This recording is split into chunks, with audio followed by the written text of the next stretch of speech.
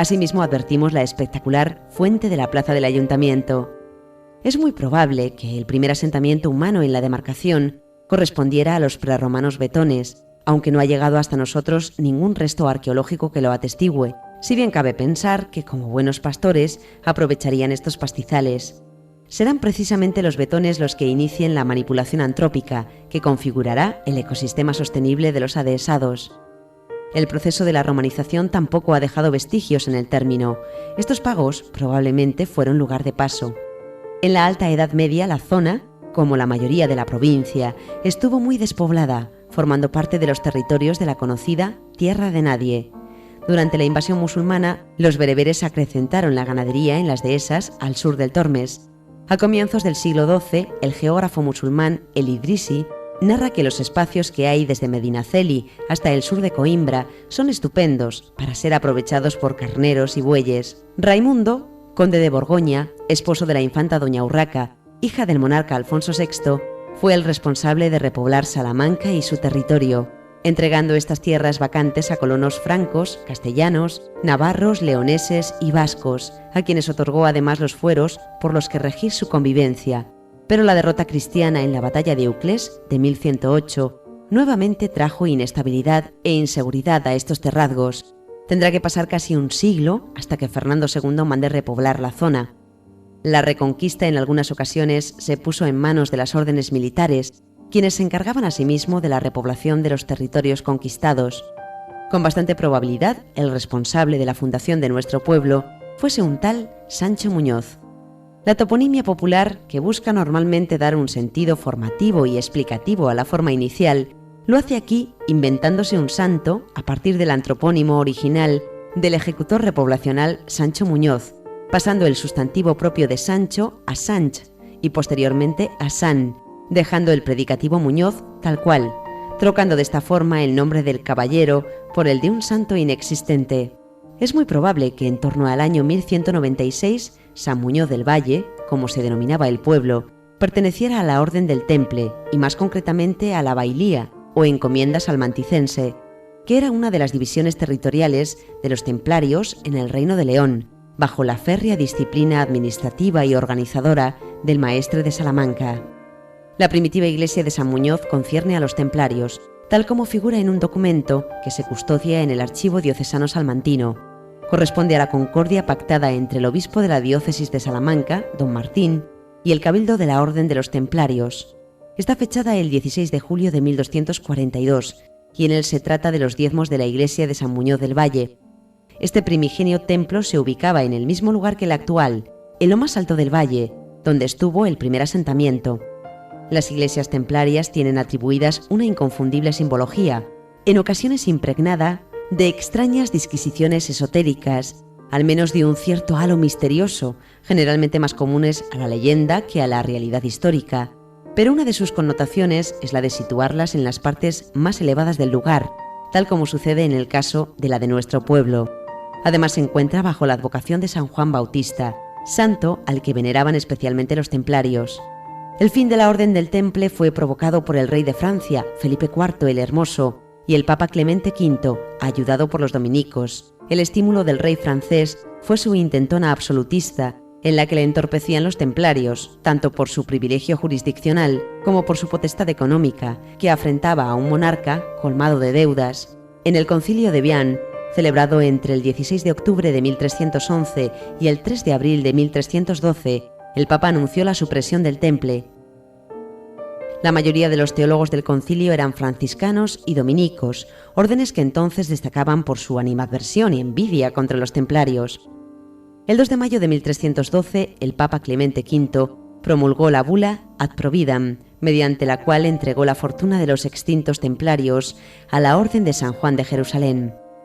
El 18 de marzo de 1314, Jacobo de Molé, maestre del Temple, antes de ser ejecutado en París, en un patíbulo elevado delante de Notre Dame, pronunció estas palabras: «Dios conoce que se nos ha traído al umbral de la muerte con gran injusticia. No tardará en venir una inmensa calamidad para aquellos que nos han condenado sin respetar la auténtica justicia. Dios se encargará de tomar represalias por nuestra muerte. Yo pereceré con esta seguridad». Azar o no, lo cierto es que antes de que se cumpliera el año, murieron Felipe IV y Clemente V. En 1341, Alfonso XI, el Justiciero, concedió a Juan Alfonso de Benavides todos los bienes y derechos pertenecientes a la Orden del Temple en Salamanca y su tierra, entre los que figuraba San Muñoz. Durante la primera mitad del siglo XV, varios nobles salmantinos fueron apoderándose de las heredades de los colonos, sirviéndose de diferentes artimañas o adquiriendo poco a poco sus propiedades a medida que las sequías y la pobreza sacudía a los pobres propietarios. Entre estos aparece Gómez de Benavides Manríquez, señor de Fromista, quien se apoderó de las heredades de Buenabarba y Muñita. Este es el origen en nuestra provincia de los latifundios. San Muñoz se convirtió en el siglo XV en uno de los pueblos de las vegas del río Huebra, que acogió a varios judíos, convirtiéndose así en un crisol cultural cristiano-judío, marcado por las costumbres templarias, donde coexistieron ambas culturas en pacífica convivencia.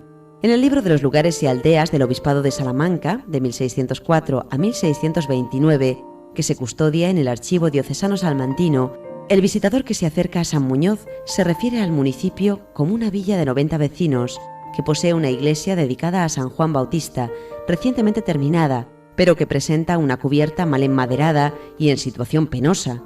Asimismo, manuscribe la existencia de un hospital en mal estado y de 3 ermitas, la de Nuestra Señora de Aldeanueva, en buena conservación, y la de Nuestra Señora de Don Andrés, ya casi en ruinas, y la dedicada a San Sebastián, en estado de maltrato. En la villa de San Muñoz, que pertenece a la duquesa de Uceda, a 11 de enero de 1753, se reúnen en el concejo, bajo la presidencia de don José Miguel Zahonero de Robles, juez subdelegado, José García Velasco y Francisco Bonal, alcaldes, Francisco Sanz Mozo, Genuario Crespo, regidores, Francisco Hernández, fiel de Hechos, Francisco Sánchez Mayor y Juan Castaño, peritos, quienes ante el religioso conventual de Santa María de la Gracia, Fray Juan Redondo, que hace las veces de párroco, juraron decir la verdad en las respuestas que concretan para contestar al interrogatorio solicitado por el marqués de la Ensenada. Exponen que es villa de señorío de la excelentísima señora duquesa de Uceda, que en la jurisdicción de San Muñoz se incluyen los lugares de Aldeanueva y de Muñita, pasando a comentar los límites del término y la forma del plano, que es similar a una estrella.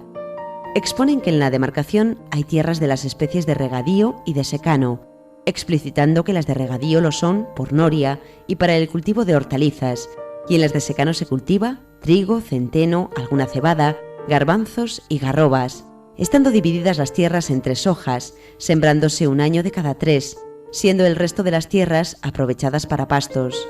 En la respuesta octava manifiestan que la vegetación más significativa es la encina, tanto en el monte alto como en el plantío. En la novena dicen que en este pueblo no se usa el estadal, y sí la fanega. En la respuesta 10 afirman que el conjunto de las tierras del término asciende a 7.992 fanegas en sembradura de trigo y cereal, y 2 de ellas son de hortalizas. Prosiguen clasificando las tierras en 3 categorías, para mencionar su producción y valor, así como a quienes corresponden.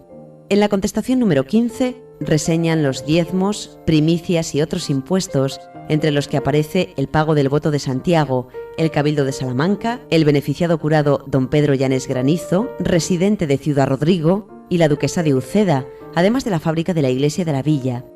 En la respuesta 17 se refieren a los 2 molinos harineros que hay en el río Huebra, que tienen 2 piedras, que solo muelen en tiempo de invierno y corresponden a la duquesa. En la 22 manifiestan que hay ganado vacuno, lanar, cabrío y de cerda, que los sacan a los cultivos y al baldío cuando les parece. En la respuesta 21 señalan que hay 92 vecinos en el pueblo y 1 en la ermita de Nuestra Señora de las Virtudes. En la siguiente dicen que hay 98 casas habitables, 24 pajares y 13 paneras. Prosiguen contando que existe un mesón que le renta a la señora duquesa 200 reales al año,